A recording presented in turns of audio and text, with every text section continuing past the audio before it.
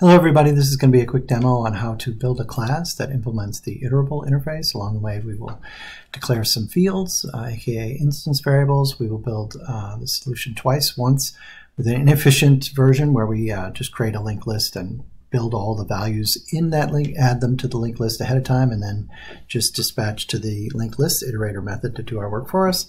And then we'll build a better solution that just keeps track of our instance variables that we get from our constructor and then do the work ourselves.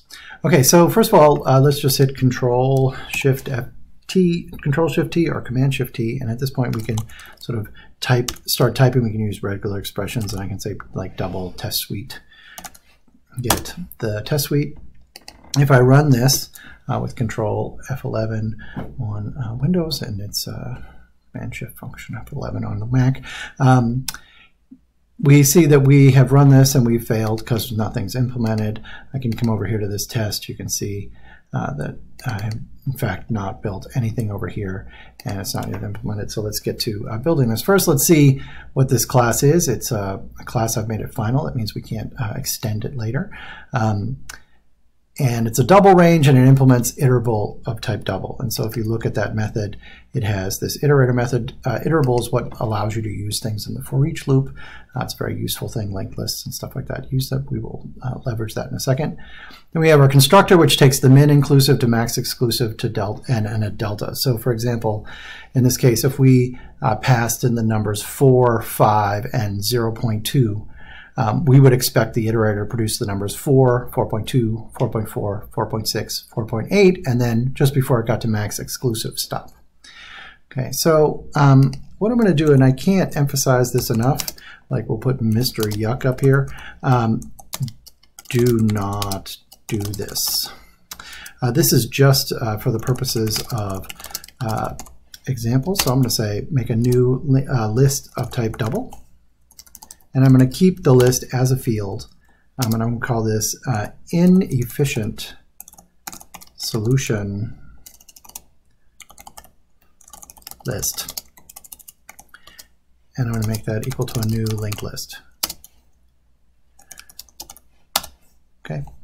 And I'm going to delete this line and say, well, in our constructor, we'll just start off some double D will equal min inclusive, D less than max exclusive, and then we'll increment D by delta. Okay, and for each one, my inefficient list, I'll just add that D to that value. So now I've built the list up front. List is iterable. It has an iterator method on it. So what could be easier than just returning when I'm asked to have an iterator? Well, why don't I just have my inefficient solution list return its iterator and it will work. So now if I run this test again, you can see that it in fact passes the first two.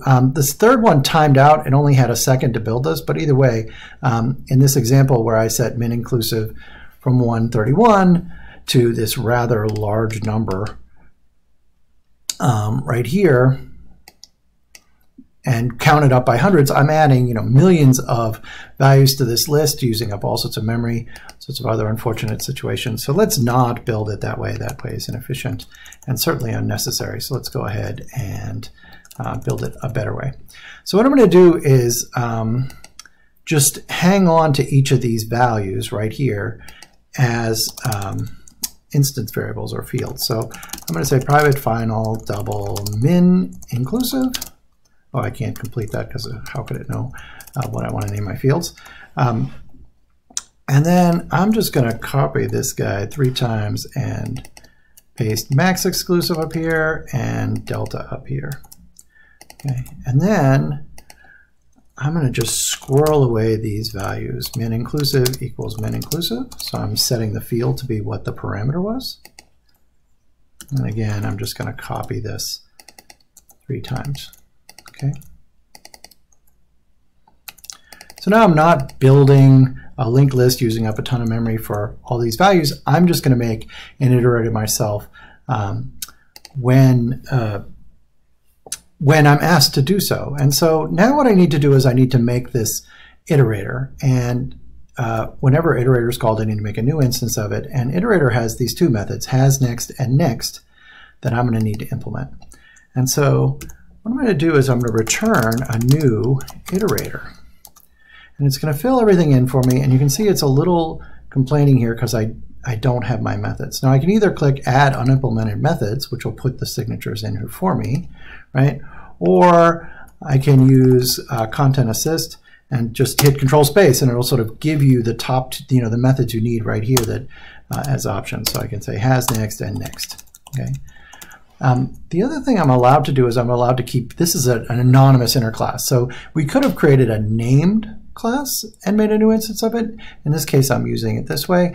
I'm not allowed to have a constructor for anonymous inner class, but I can have fields on it. So in this case, I'm going to keep track of a value, and it's going to be mutable.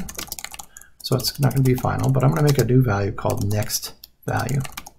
And I'm going to set that to be min inclusive. Now this is the min inclusive from this outer class double range. Okay, so when it's constructed, I will get that. And when I'm asked the method has next, all I have to do is check to see if next value is less than max exclusive. And again, I'm talking to my outer class now, and I'm looking up that value. So that's all has next is. Next is a little bit more complicated. I have to check, I'm going to squirrel away the value first. So I'm going to say double, like the result that I'm actually going to return is next value, right? And then I'm going to take next value and add in delta to it, and then return result. Okay. And if I run this, if I run my test suite, you can see that I'm passing all my tests nicely. This last one is opposed to timing out after whatever. It just takes a little bit of time to just run through all these examples.